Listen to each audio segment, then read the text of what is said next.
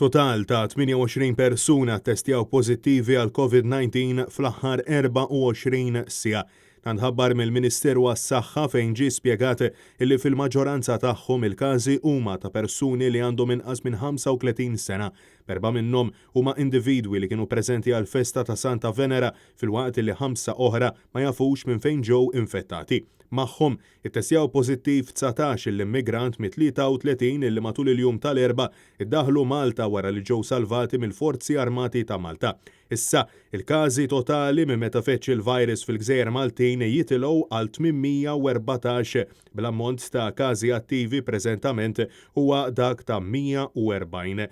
Fl-aħħar 24 siegħa ma kellna ebda każ ta' persuni li fiequ mill-virus. Mhux magħruf jekk preżentament hemmx persuni rikoverati fl-isptarijiet. Intant, fi stqarrija, il-Kamra tal-Intrapriżi Żgħar u Medji saħqet li filwaqt li tirrikonoxxi li Malta ma tistax tinżamm f'bużżieqa hemm bżonn li t-tixrid tal-COVID-19 jiġi kontrollat.